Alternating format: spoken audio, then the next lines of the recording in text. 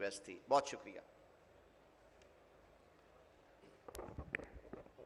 Honorable Chief Justice of Pakistan, Honorable Judges of the Supreme Court, Honorable Chief Justice of the Lahore High Court, elected representatives of the bars, excellencies, members of the bar, members of the civil society, members of the media. It is a great pleasure and an honor to be at this prestigious annual event. It has become prestigious because it attracts not only members of the judiciary, but the member of the bar, the political leadership, and the civil society. This dialogue is very important. I had prepared because when I read the topic, it appeared to be a very academic topic. But after hearing Mr. Ali Ahmed Kurt, first of all, I'm grateful to him. It is very important. It is very important for us to know what the bar and what the people think about us. Ladies and gentlemen, let me assure Mr. Ali Ahmed Kurt that no judge who's independent can ever make an excuse that he can be pressurized or influenced. Any such excuse, I'm afraid, is a violation of the oath. And the oath that we take, we swear in the name of Allah.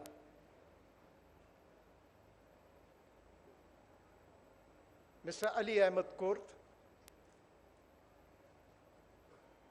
what he said, and unfortunately it reminded me of an incident, probably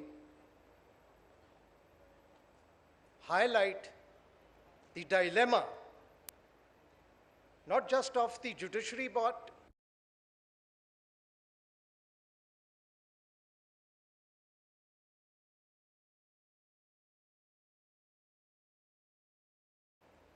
and I was a lawyer and I wasn't enrolled as a lawyer of the Supreme Court. I took up the newspaper in the morning and it said that the judges will be administered oath under PCU. I was quite shocked.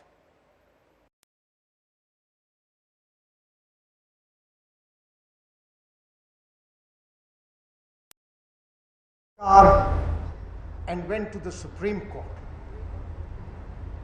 There was an eerie silence there. I kept asking people where were the judges. And they took me to a foyer. And in the middle of the foyer was a gentleman by the name of Buddha Khan, who was the additional registrar. And I had a handwritten petition. From a corridor, I heard loud laughters, and then judges came towards me, and I was in the middle of the foyer. And they asked me, "Why are you there?" I said, "Your Lordships, I have a grievance. You have already taken an oath and you cannot take another oath, it will be violation of the earlier oath. They were so excited they didn't listen to me and they ran towards the cars. Mr. Bhutta Khan came back and he asked me, "What have you done?"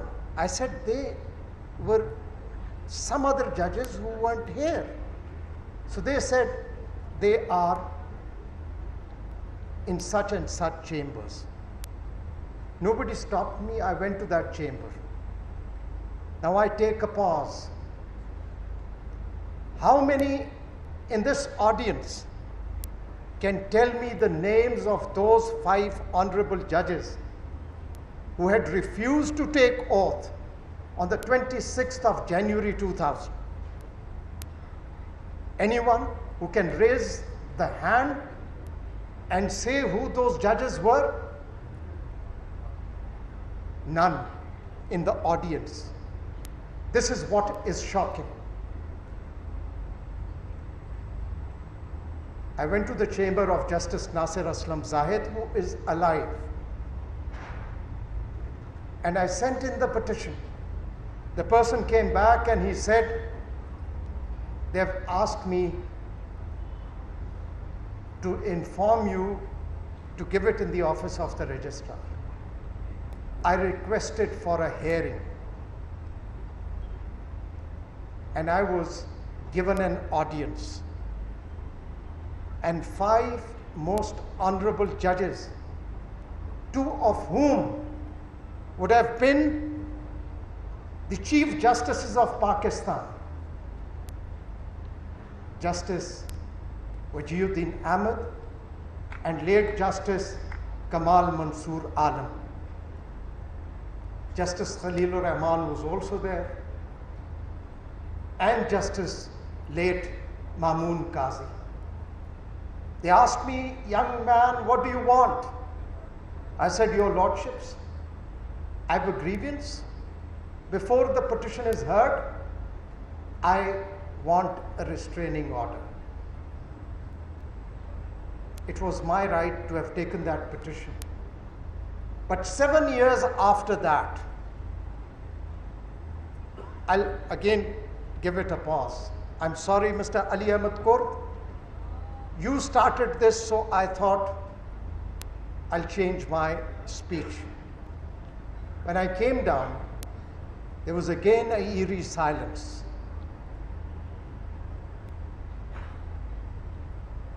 The authoritarian rule was at its peak. There was only 2 lawyers in the bar room when I came out, and I wouldn't like to name them. I sat in the car, went to my office. I thought the civil society will come out. I thought that there will be resistance. I request you to take up the newspapers of 27th of January 2000.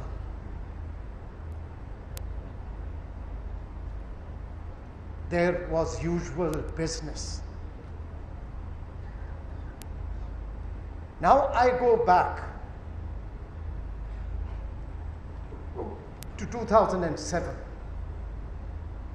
There was a historic lawyers' movement. It wasn't a movement for the restoration of judges. It was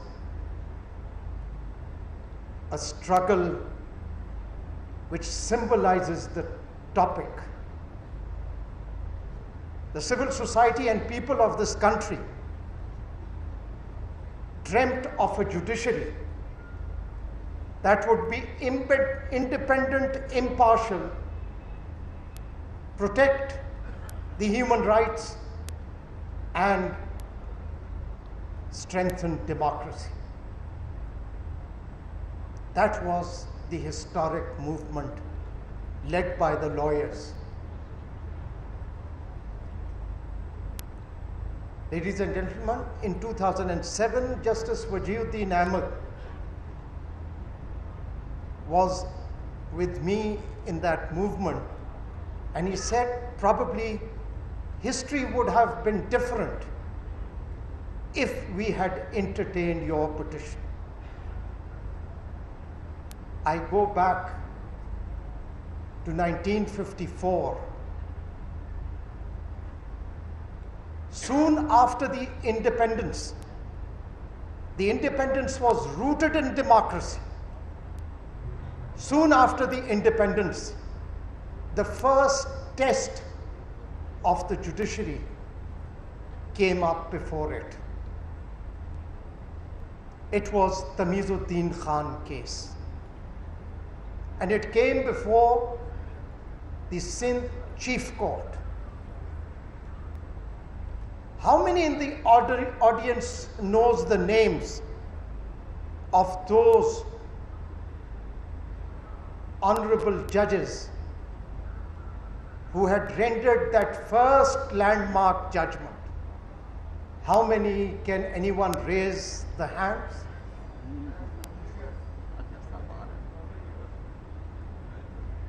It was, again, you see, nobody knows.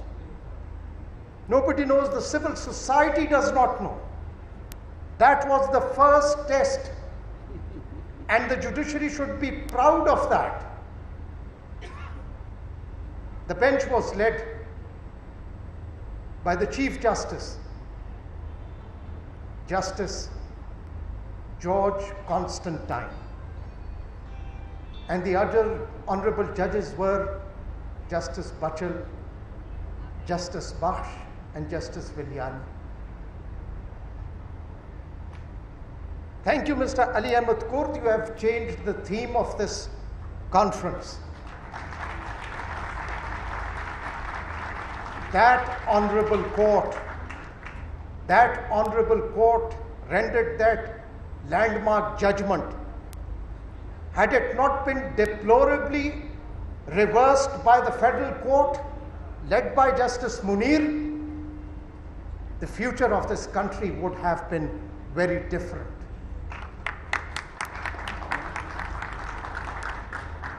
That is from where democracy was derailed. Democracy was destroyed. And I, as the Chief Justice, cannot blame anyone. And from there on, it was the Doso case, then the other case, Mohtarma Nusrat Bhutto's case, then Zafar Ali Shah case. All those judgments are part of history now. We can't erase them from the history. These judgments were responsible for making and enabling those that have been referred to by Mr. Ali Ahmed Kurt to exercise their power.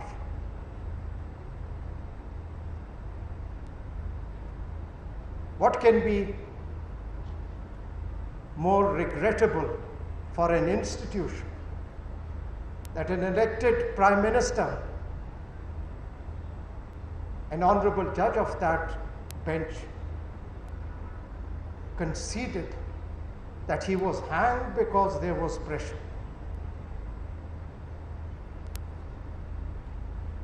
Ladies and gentlemen, Mr. Ali Ahmed Kurt, yes, as a judicial organ of the state, we must not bury our head in the sand. We can't refuse to accept our mistakes. We have changed the course of history of this country. The authoritarian rules, half of the life of Pakistan's existence is based on authoritarian rules. Regressive governments have destroyed fundamental rights and suppressed freedoms. But this struggle cannot be taken up by the judiciary on its own. The other players are equally important. It reminds me of the Bill of Rights of the Massachusetts Constitution of 1780. And in that, John Adams had identified the two most important rights: the right to have access to an independent court and free press. But when I say free press, it has to be an independent free press and media, not controlled by proprietors having vested interests. This is the advantage of speaking the truth, Ali Ahmed Court, that you have at least started the dialogue. Yes, we all are responsible.